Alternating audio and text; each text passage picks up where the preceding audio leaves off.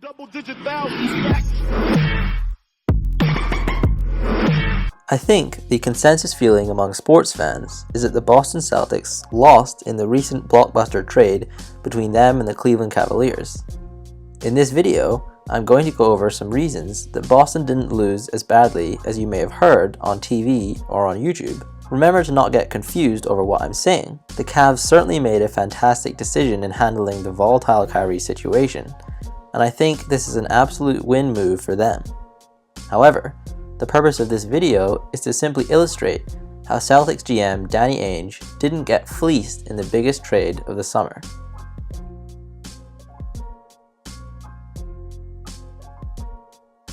As you all know, Boston got Kyrie Irving, and they gave up Isaiah Thomas, Jae Crowder, and the 2018 Brooklyn Nets unprotected first-round pick. The main asset Boston gave up in this trade is Isaiah Thomas. To preface, I think that Isaiah is a fantastic player. However, here are some of the reasons that he might be overvalued when people are evaluating his trade value. I recently made a video detailing how Isaiah has really stepped up his production in the past 3 seasons under Brad Stevens' excellent coaching. Thomas is undoubtedly an elite scorer, and he has made the All-Star game in the past 2 years. But let's take a closer look at his production to see how much of it we can attribute to his ability and how much we can attribute to him playing in Boston with a well-rounded team and an intelligent head coach. Outside of his playing years for the Celtics, Isaiah had his best year in 2014 when he played his final season for the Sacramento Kings. Averaging 35 minutes a game that season, he was able to put up 20.3 points, 6.3 assists, and 2.9 boards per game. These are excellent numbers, but they're not all NBA caliber stats. In his 3 other years in the league, previously, he never surpassed 20 points per game and never passed shooting 45% from the field, indicating a slight lack of efficiency in his albeit impressive scoring at 5 feet 8 inches tall. In the past year, as a full-time starter for Boston, Thomas has put up a career-high 28.9 points and averaged around 6 assists per game once again. It's clear that Brad Stevens has built his offense around Thomas's ability to put pressure on the defense with his driving and shooting. I have detailed previously how Boston has used Thomas's skill set to the absolute maximum advantage of both Boston and Isaiah Thomas himself. One example of how much the Celtics utilized Thomas' quickness is in how many dribble handoffs he received per game. He received 216 handoff plays last season, leading the entire NBA in this category. Dribble handoffs are often considered superior to a normal pick and roll for smaller, speedier guards because they can gather more speed before going around the screen, making it almost impossible for the defending guard to keep up and stay in front. The Cavs, who are known to have a stagnant, isolation-heavy offense, utilized the second fewest dribble handoffs in the entire NBA last year. This works fine when you have a player like LeBron James or Kevin Durant isolating and dribbling the ball 10 plus times, but it is notoriously difficult for other smaller individuals to find team success like this. The current lack of Cavaliers' offensive sets designed to give Isaiah an advantage certainly bodes poorly for his future production with the Cavs, and I can see his decent efficiency dropping slightly as a result of an increased number of one-on-one isolation plays as the shot clock runs down. On the flip side, can you imagine putting Kyrie Irving into the same advantageous offensive positions as Thomas has played in with the Celtics? While Isaiah is an amazing driver and finisher at the rim, I think most people would agree with me when I say that Kyrie Irving is on a whole nother level when it comes to these skill sets. After all, Isaiah was the most blocked player in the league last year, reflecting his diminutive stature and all that it entails when trying to finish at the rim. If Kyrie Irving receives 216 handoffs next season, it's safe to assume that he will average more points per game than Isaiah did last year, and at a greater efficiency too. So, am I hating on Isaiah Thomas at this point? No, I'm not. I'm a fan of the way he plays, and the fact that he has found success as a 5'8" NBA player is incredible. However, I think it's fair to say that Isaiah has benefited greatly from playing in Boston, where he's surrounded by shooters who space the floor and where his head coach designs the entire offense to benefit his skill set. In Cleveland, Isaiah will similarly be surrounded by great shooters and talented players. But I think it's important to acknowledge the fact that he was never an all-star player outside of Boston, and he didn't even break into the starting lineup for some of his previous teams. In my opinion, the Celtics are becoming a team like the San Antonio Spurs or New England Patriots, where players come there to play and have increased statistical production when they play due to the excellent coaching. But in that process, the players become overrated and often gain more trade value than they might truly deserve. Isaiah Thomas is currently 28 years old. This means he is essentially entering the prime of his career right now. This would seem like a negative mark against Boston, given that they traded him without even getting his best years. However, his age becomes a concern when you combine it with his contract status. Entering the final year of his contract, Thomas is due only $6 million next year.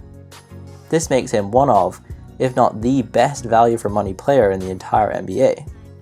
Who else in the NBA scores 29 points per game while earning $6 million? However, when Thomas's contract runs out, he becomes a free agent. At 29 years old, and as a player who has been undervalued and underpaid throughout his career, I have no doubt that Isaiah will demand the absolute max in his next contract, both in terms of length of contract and amount of money paid. And given his recent performances at an elite level, I think he will get such a contract. However, imagine yourself in Boston's position.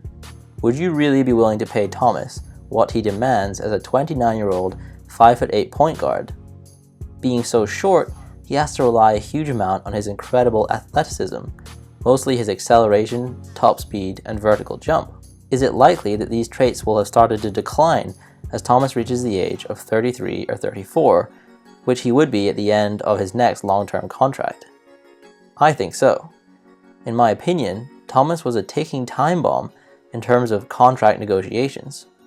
By trading him now, the Celtics avoided having to ask themselves some seriously tough questions about Isaiah's value next summer. In contrast, Kyrie Irving is just 25 years old and is currently under contract for a minimum of 2 more years, with a player option in the 3rd year of his contract. At $19 million and $20 million over the next 2 years, Kyrie isn't even being paid a top salary like Steph Curry or James Harden, which is fair given his young age and slightly inferior production compared to those two all-stars. That means that Boston delayed contract negotiations for their best player for 1 more year, a prospect that every GM would bite your hand off for given the opportunity. In 2 years, Kyrie will be 27, making it much easier for the Celtics to commit to a big 5-year deal compared to a 5-year deal for a 29-year-old Isaiah Thomas. The final issue that I have with Thomas is his recent injury concerns. I would like to preface this by saying that Kyrie also has a spotty injury history, especially with his knees. So in this case, you don't necessarily upgrade a huge amount with Kyrie. Isaiah Thomas recently suffered a hip injury that ended his season early in the Eastern Conference Finals. He decided to avoid surgery, opting for the slower rehabilitation route. Injuries happen all the time in the NBA, and I can't hold this against Thomas more than I hold it against any other player. I would say that the way he plays may well be more conducive to wear and tear than other players. Once again, this is not his fault, but being so short forces him to explode into every jump as if he's going for a max vert test every time. At 5'8", there are no easy layups in the NBA. This is not my biggest drawback when analyzing Isaiah, because it's purely my own projection based on watching him play. Only time will tell if I'm right on Isaiah's likelihood of suffering more injuries as he ages. Before I get into the rest of this trade, I'd be grateful if you would like this video and subscribe and turn on notifications if you haven't already. The other player that Boston gave up to get Kyrie was Jae Crowder, a 27-year-old versatile player. I won't go into too much detail about Crowder, because I think most people understand who he is as a player. He's a solid, role-playing starter in the league who fulfills the now quintessential 3-and-D role as a secondary wing player. Last year, he averaged 13.9 points per game and shot a fantastic 39.8% from 3. As a fan of Crowder, I think it's unfortunate that Boston had to give him up. However, I think I understand why Boston were willing to include him in this package, and it's more to do with the logjam of talent that they now have at the wing positions. At a heavy-set 6'6", Crowder mostly played small forward, with some power forward during small ball lineups and some shooting guard in the right situations. He has started for Boston over the past 2 seasons, averaging 32 minutes per game in those 2 seasons. Looking at Boston's depth chart next year, they have 5 starting caliber players to play the 3 positions of shooting guard, small forward, and power forward. You could make the argument that any one of the following players deserves to start over Crowder next season: Marcus Smart, Jaylen Brown, Gordon Hayward, Jason Tatum, and Marcus Morris.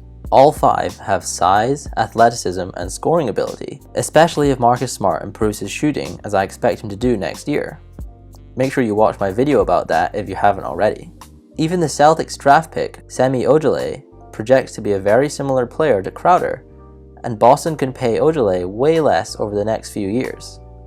Crowder would simply be buried in that depth chart, and perhaps the move to Cleveland gives him an even better chance to get starter minutes over a player like J.R. Smith or Iman Shumpert. By adding Hayward and Tatum earlier this summer, the Celtics made it clear that Crowder was already on the way to the exit door. And if Cleveland demanded that he was included in the trade, then I don't really have a problem with accepting such a deal to get Kyrie Irving. The final and most intriguing asset that Boston parted with was the Brooklyn Nets 2018 first-round pick. I think this is what most people are upset about giving up with regards to Danny Ainge's move. The Brooklyn Nets had the worst record in the league last year, and this turned into the number 1 overall pick for Boston this year, which they then traded away for the 3rd pick, which then turned into Jason Tatum. I think it's important to remember that the NBA draft contains a lottery that introduces uncertainty into the draft order. Let's assume that the Nets once again have the worst record in the league next year, which isn't guaranteed as they added D'Angelo Russell in the offseason, but it does seem likely given the lack of depth on their roster. In that situation, they would have just a 25% chance at receiving the 1st overall pick, and their chance for a top 3 pick? Just 64.2%. Now, these aren't terrible percentages, but looking at the projected 2018 draft talent, there's a steep drop-off after the top 2 picks. Michael Porter Jr., the projected number 1 overall pick, will play for the University of Missouri, and the projected 2nd overall pick, Marvin Bagley, will play for Duke University. These prospects are both incredibly enticing, and they currently project to have all-star NBA careers in the future. However, there are several things that must happen for Boston to pick up one of those 2 players. First, the Nets have to suck. Now this seems quite likely. Second, the lottery must go their way. A 25% chance of the number 1 pick is not a percentage to plan your entire future around. And something that I've said in many videos on this channel is that young players do not win right away in the NBA. Just look at Andrew Wiggins and Karl Anthony Towns of the Minnesota Timberwolves. 2 productive number 1 overall picks could not get them to the playoffs in 3 and 2 years respectively. That's why they traded for Jimmy Butler and Jeff Teague in the past offseason. You need proven veterans to win in this league. Kyrie Irving is a proven NBA star, multi-time All-Star, and NBA champion as the 2nd best player on that championship-winning team. Michael Porter and Marvin Bagley may well collect such accolades in their careers, but how quickly do you think that will come to be? 8 years? Maybe 10 years? I saw a great line in a 538 article the other day, which was that a few years lost on the back end is the same as a few years lost on the front end. Sure, Boston may have traded away a decent shot at picking up future All-Stars in the 2018 draft. As a result, they probably lost a few years of competitiveness a decade down the road. But they accelerated the process of becoming a championship caliber team for the present in that process, something that I think we should celebrate in this era of uninteresting dominance by the Golden State Warriors and the Cleveland Cavaliers. Boston just went from a future project or a work in progress to a ready-to-win now team overnight. Did they pay a heavy price to get Kyrie Irving? Yes, they did, but I hope this video helped you to evaluate the trade rationally, and maybe I even changed your mind. Finally, I'd like to add that this was a brilliant move by the new Cavs GM, Koby Altman. Kyrie forced his hand by demanding a trade, and there was no way that the Cavs could have entered the new season with Kyrie on the roster without imploding. Altman kept the Cavs as championship contenders by adding Isaiah Thomas and Jae Crowder. He added a tradable asset in the Nets pick. He can turn this pick into another quality NBA veteran if he so chooses by trading. If he believes that LeBron will re-sign with the Cavs after next season, then I expect him to make such a move. However, if he expects LeBron to leave in free agency, then this pick gives the Cavs organization hope for the future. They can let LeBron and even Isaiah Thomas go in free agency and free up a huge amount of cap space to make a run at another all-star free agent. I would keep an eye on the Nets pick as a barometer for measuring how likely it is that LeBron leaves. If the Cavs keep that pick all the way to next summer and past the draft, then LeBron is probably on the way out. If they trade it away for a veteran, then Altman may have some inside information suggesting that LeBron will re-sign with the Cavs after next summer.